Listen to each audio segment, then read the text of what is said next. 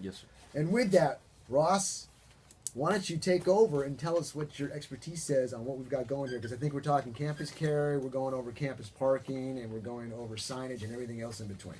Right, and so the law is already in effect for the four-year schools and other educational institutions, but Senate Bill 11 said that did not take effect as far as junior colleges are concerned until August 1st, 2017. We're going to talk about what those laws are, but I wanted to give the listeners a heads up exactly what goes into effect on August 1st, and that's the laws we're going to be talking about as applied to junior colleges, but they already apply to the four-year universities. This is talking about carrying firearms and handguns on school property or property near a school. And so I think before you get into this, first we just got to point out what we've already talked about on other shows, not go into it detail, but point out if you're a felon, other than those exceptions we talked about, you cannot carry a firearm, period.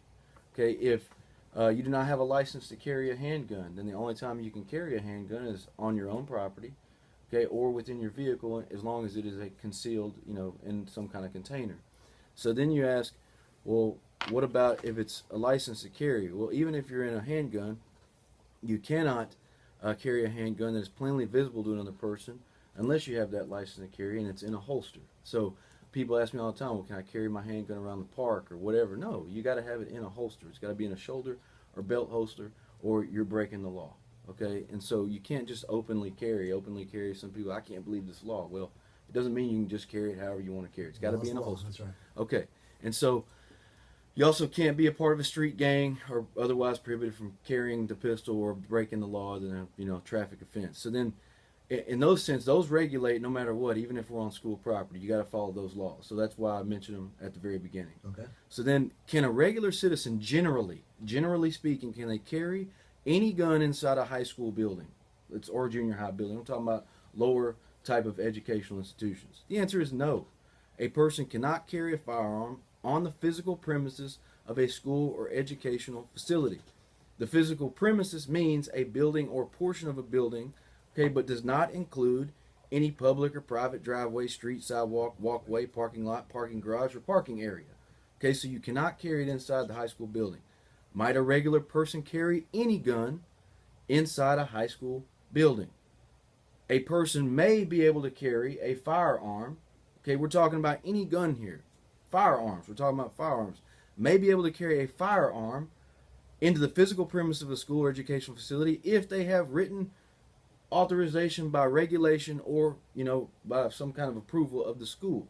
So the general answer is no, you cannot carry any firearm inside the building of a school unless it's pursuant to those regulations or you have written authority to do so. Let me stop you for a second. Trey, you're much into the education business there. I think you had a question. What you have? I've read a couple of articles after several school shootings where different faculty or administration had firearms not necessarily on their person, but like in their car trunk or in the console of their vehicle, somewhere that they could get to. Is that still in violation of that law, or? Okay, so I was going to get to that, and that's what I was coming up on as to parking lots, but I'll go ahead and answer that question now. So the Texas Labor Code says that an employer cannot prevent an employee who is lawfully carrying a firearm or ammunition or a handgun that they have a license to carry, that they're carrying inside their car. Okay, however, the Labor Code on 52.062A1A2 says it does not apply to a school district, an open enrollment charter school, or a private school as defined by the Education Code. So I would say the answer to that question is if the school district says you cannot carry one, right, in your vehicle, even though you're lawfully carrying it, otherwise lawfully carrying or have a license to carry it, you cannot carry it. So I would say that the school district can probably prevent you from doing that because under the Labor Code, right, that does not apply to, okay, the school district. However, there is other provisions in there that you may be able to get some kind of regulation based on what the school policy is, and I can't answer that question because it'd be different per school. But going to the next issue, are the rules for going into any buildings on school districts any different for license to carry holders, meaning people who have a license to carry a handgun? The answer to that question is no. It is the same answer, right? You cannot carry a firearm, period, inside a building of a high school, junior high, whatever, okay, unless you pursuant to written regulation or written authorization from the school. Okay, and then so you ask yourself, generally, can anyone carry any gun in a high school parking lot? And this is what I was getting to as far as the last question. And you say, yes, but the right is limited. So can a person carry any kind of gun on a school parking lot? Yes, but it is limited, and here's why. As we talked about, the premises do not include a parking lot, a street, a public or private driveway, or other parking area that's located on the school, because it only includes a building or a portion of a building. So, and the Texas Attorney General even wrote an opinion on this, and part of the reason that he thought the legislature even enacted this rule is so that people that had a license to carry and had their holster on them could go and drop their kids off at the parking lot and not get in trouble. However, there is a caveat, which we've even talked about on the show. There's actually more than one. So the other caveats are that 46.3A1 says that you cannot carry on any grounds or building, you cannot carry a firearm. We're talking about a firearm, any firearm, period. Right? On any grounds or building on which an activity sponsored by a school or educational institution is being conducted. The Attorney General also gave an example, a hypothetical, hey, if there's a marching band practicing on the parking lot at that time, you better not go into the parking lot because it's being used as a part of a school-sponsored activity, and therefore you would be in violation of the law. Can I interject here? That I get that question a lot. Let's say you're in a public park and there's a school function over there in the park. Does that mean I'm limited to go in the park? I can't go in the park? Or you would think that they would have it cordoned off where that section don't go near them? Yes, I think that this would apply to that. I was reading some articles saying that it would apply to an off-campus activity that is a school-sponsored activity. So if you go to a civic center that's having a school play, right, then that's going to be a school-sponsored activity. Yes, but that's got boundaries. I'm talking like an open park. You know, you go into a park where everybody comes to, and they're having a picnic on this side, but the school function's doing something on that side. I mean, fairness says, or common sense says, just stay away from that location while you're in the park. Yes, and some authorities say that they probably still need to put up the signs required by 30.6 and 30.7. However, what I'm telling you is that the code says, right, 46.3 says you cannot carry on grounds or a building on which an activity sponsored by a school or educational institution is being conducted.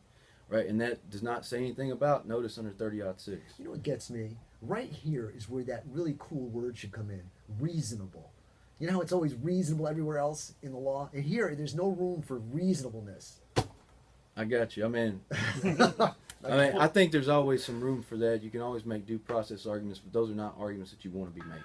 This is just out of curiosity on that point there. What if, in this case, you're at a park and they're going to do Shakespeare in the park or something, the school's going to do it, but you're there on a family reunion and you've been there, and then this shows up, you had no idea, but you're carrying. Are you still in violation of that law? Under 46.3A1 saying you cannot carry on grounds or a building which an activity is sponsored by a school or educational institution. We're going round and round and round again.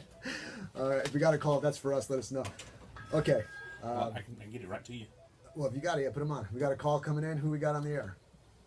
Hello. Welcome to the show. What about a t-ball baseball game? Okay, so they're on the field and you're in the bleachers? But it's not a school? And it's not a school. You're just talking where a group of kids are playing basic baseball team. Like league play? And it's not associated with schools. Say that again. They're playing a game of baseball, not associated with school. But it's like the Cameron softball league, And the baseball city league. owns the property. Then that is not going to fall under this provision because you're not at a school sponsored activity, and it's not at in a building or on a portion of a building that is owned by a school or controlled by a school. So I would say that you would be fine in that situation. Now, from what I read, I'd back you up on that. That's what I would come to. And it says a school, and so the only other provision that you'd be talking about is a license holder acts unlawfully by recklessly carrying a handgun, whether concealed or holstered, on the premises where a high school, collegiate, or professional sporting event or interscholastic event is taking place. Okay, and so those are not any of those. Those not professional. It's not collegiate. It's not an interscholastic school-sponsored activity. So I would think if it was just a regular baseball game, that's fine, even if it was owned by the school. I can understand where the question's coming up. Children, group of children. You know, you start to wonder. And so people who may not be too familiar with the law may ask that question. So a good question, very good. I'm sure there's about 100 other people who have the same question. Okay. And so, but also we have the federal law in effect, and so the federal law, which is 18 USC 921A25, says a school zone is 1,000 feet from any grounds of public or private school. And so when you look at then 18 USC 1922, a person cannot knowingly possess a firearm that they're going to define as being moved within interstate commerce. And that is so broad that there's no time. We have no time to discuss that. But if they found that you had a firearm that came from or within the interstate commerce, you could not possess it as part of unless your name was Paul, okay? And that means part of a program or activity that's approved by the school, authorized by contract, unloaded and locked in a container, or on a firearms rack located on a vehicle, or licensed to carry, or law enforcement. So you can have your rifle locked on to the top of your big ox rapist truck, right? And then as long as it wasn't loaded, right? And you could also have, under federal law, if you were licensed to carry. So then you have to ask, okay, if you're licensed to carry, when can you have it? Can you have it on the school? Back up one sec. What's the distance? 1,000 feet. Does that have anything to do with gun-free zone? So in Texas, we've defined it as 300 feet within a 300 foot distance of the school. And so if you're within that, right, that would be a school zone. So under federal law, it's a school zone. Okay, if it's within 1,000 feet of the school. Okay, I may not have asked it right. I see these signs that say gun-free zone. Does that have anything to do with what you just said, or is that a total separate thing?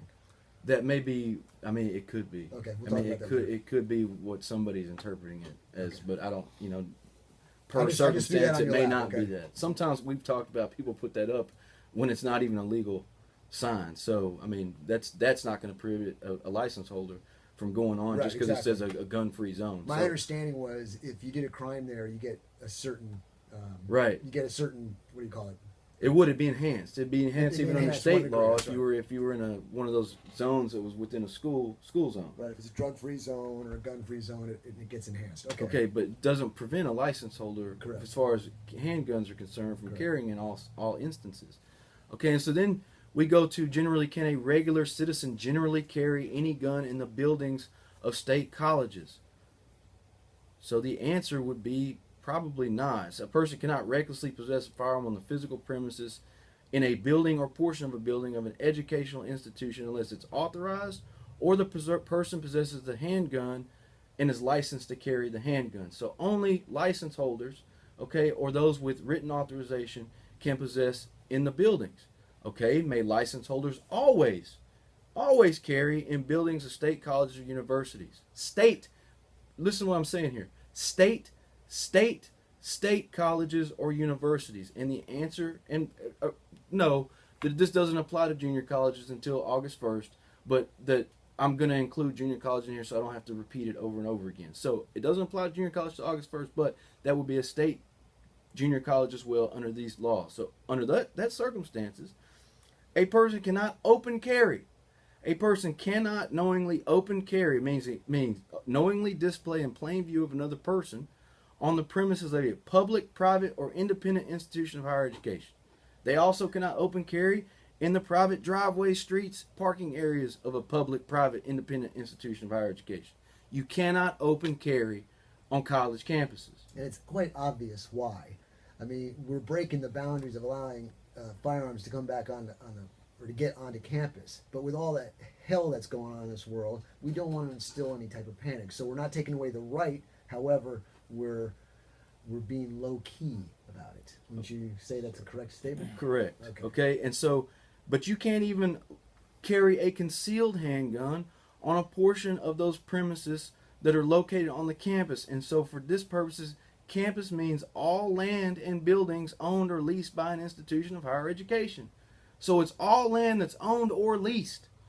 Even if it looks like it's off campus, being leased by the institution, that is considered a campus. And so of the educational institution which carrying of the concealed handgun is prohibited under the rules of Chapter 411 Government Code, and effective notice under Section 30.6 is provided. So we've talked about 30.6, which is the trespassed by a license holder, and so they have to give you notice that carrying concealed is prohibited at that location. Right. Okay, and so then the chapter 411 of the government code says how they have to, enact this legislation. And with just making this really short, they can give reasonable regulations. This is probably a reasonable interpretation that the regulations and provisions that they come up with must be reasonable. However, they cannot simply prohibit, people from carrying their handguns or other firearms. Okay, so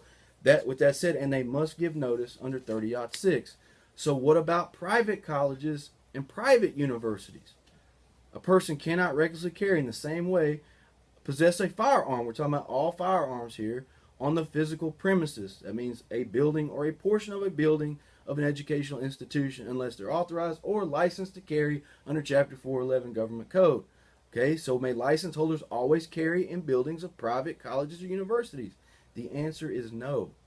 Okay, after adequately consulting with the students, staff, and faculty, they can prohibit you from carrying your weapons on the ground, but at that point they fall into the shoes of a private property owner, and they still have to give you notice under the 30-6 provision. So a public college like Texas A&M, University of Texas, they cannot completely prohibit you from having firearms on the place.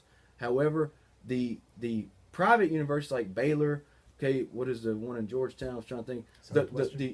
The any kind of private universities, they can prohibit you from having firearms, concealed, whatever, on these campuses. However, no university or college can prohibit you from having guns in the parking lot. Okay, and so it says that an institution cannot adopt, public or private, cannot adopt or enforce any rule, regulation, or other provision, or take other action, including posting notice that would prohibit or restrict license holders, including enrolled students, from storing or transporting a firearm or ammunition in a locked, privately owned or leased motor vehicle, and lawfully possessing the firearm or ammunition on a street or driveway located on the campus, or a parking lot, parking garage, or other parking area located on the campus or institution. So they can prohibit you from having your firearms in like a dormitory or something like that, carrying it on campus into buildings, even concealed if it's a private university. But no university could prohibit you from having your gun locked, in your vehicle, or even your ammunition locked in your vehicle. And so you would be allowed to do that. But just know, and we talked about, you cannot carry your handgun where there is a high school, collegiate, or professional sporting event, or even an interscholastic event that is taking place, right? Unless you are a participant in that event and have a handgun that's being used in that particular event. But even that does not apply, right, on the premises where a college or sporting event is taking place, unless you have been given effective notice under 30-6. Everybody, my neck hurts because I'm nodding up and down with agreement with what he's saying. I mean, I'm doing this long enough, and I've read the law long enough, and I know the law, and everything he's saying, I'm nodding my head in agreement. But I want to make a point here.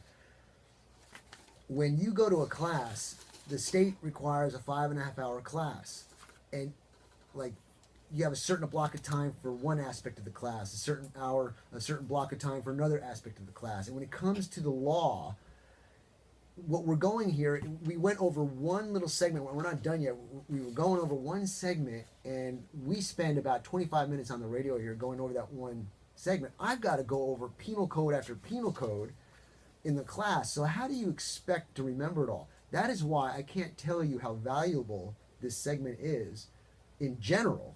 And for those who are going to get a license to carry, or have a license to carry, or your old timers, your CHLs still until they turn them back over to LTCs, you can go to Aaron's Gun Shop YouTube channel and look at all these interviews that we've got here on different topics, different penal codes, different laws, so on and so forth, and review them so you can master it. And you're getting here, I can't tell you how much this would cost if you went to an attorney to get this. And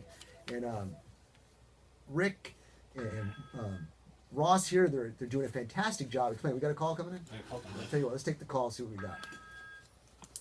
Welcome to the show. This is Matt. Who am I talking to? One more time. He's there? Okay, see if you can get him. If not, Okay, go ahead. I hear you. Yeah, bank. What's your question? All Can right. you carry a concealed handgun in a bank? Well, the answer to that would be: is there a sign up or not? If there's because a bank is not listed under Penal Code 4603, place restricted, and they do not put a sign up, the answer would be yes, you can go into the bank because it's privately owned. If you go into the bank and they have a sign posted 30-6 or 30-7 up, then no, you cannot go. But in general, when I teach my class, there's 10 basic places you can't go, and I tell people once you learn those 10 places, and there's 2 other bonus ones, all you got to do when you go to any location is say, is this location on my list of 10? Is it one of my 2 bonuses? If it's not, then all I have to do is look for a sign that may be posted. And if it's posted, then I can't go in. If it's not posted, then I can go in. And the only other thing on that one would be is if somebody in position of authority comes up to you and verbally says, whether you got it or not, I'm telling you, you're not authorized to come on the property with a weapon concealed or in the open, then you have to comply, otherwise you're trespassing. So the answer to your question in short, yes, you can go in unless there's a sign posted. Okay, we got about 4 minutes left here. Ross, can we recap or go over anything that we may have missed? Yeah, I think there may be some ambiguities, ambiguities, however you want to say it, with these. With these laws we're looking at here. For instance, the government code 411.2013 or 31, D says colleges may establish rules, regulations, and other provisions concerning storage of handguns in dormitories or other residential facilities that are owned or leased by the college and are operated by the college and are located on college campus, which again includes all land and buildings owned or leased by the college. I don't really understand why they would have included that if it's going to include it anyway. Okay, so it's obviously going to be, if it's owned or leased by the college, then I don't see how it's not also located on the college campus, but maybe I have just had enough time to try to come up with an argument about how that's not campus. You just didn't have your morning. I didn't. I messed me up, right? And I think if you read the code, you may get hung up on educational institution. You're not going to see the term educational institution specifically defined. And so when you look at 4603, okay, you see nowhere to go to determine educational institution. Even the Attorney General has had to go to the federal regs and then go back to the state regs, which then cite the federal regs in order to give us a determination about what educational institution means. And I'm not even going to purport to try to even explain exactly what he was saying, because I think that may include the broad base of all educational institutions, or it may only include those that are not institutions of higher education, which would be college, universities. But just to know this as a baseline rule, you can take your handguns, okay, if you're licensed, into the parking lot of a high school or a junior high, something to that effect, and drop your kids off. But if there's an event going on, you better not do it. You better make them walk a little bit further today. Okay, if it's a college campus, okay, you can have your handgun or firearm locked in your vehicle and probably concealed, okay, without any problem, but you can't openly display in front of another person, even in a parking area of a college campus, and you sure can't take it inside a building. Now, I'm not advocating that you take a firearm, period, onto any kind of campus. I think maybe under some circumstances you may be able to, but generally speaking, those are the rules that we covered today. Remember, you have the federal regulations that will prohibit you from having it in the parking lot, a rifle, let's say a rifle, on your vehicle that was mounted, or unless it was in a lockbox. Okay. And it cannot be loaded in those circumstances. Ross, we got 1 minute left. I want everybody to know how to get a hold of you in case they need some legal advice or help. So give them that, and then if we have any time left, I'll ask you one quick question. So my main office location, my primary office is here in Cameron, 105 East Main Street. My office number is 254-605-4140. That's 254-605-4140. My email is my name, Benton@Watson.legal. That's Benton@Watson.legal. Feel free to reach out to me and ask me any questions you had about today's show or otherwise. I think that's great. You do an awesome job. A real quick question. I don't expect an answer if it's complicated, but federal parking lots. Let's say I'm going to the VA. That would be a nursing facility. Can I have it in the parking lot in my car? Because I've heard things and I've seen things, and I just don't know if the law enforcement is wrong in this sense. But if you're a person who has it in your trunk, can you, yes or no, or you don't know? We have to talk about it some other time. I'm pretty sure you can. Okay, and so it's going to be a nursing facility. You definitely couldn't have it on the premises. Okay, but in the parking lot, probably if it was locked up or Maybe whatever. we'll talk about this some other Okay. time. Okay, ladies and gentlemen, Benton Ross Watson, awesome guy, attorney extraordinaire. We'll see you on the other side of this break. Ross, that was great. Okay, cool. It really was, man. You did a Well, great job. I'm not. I think.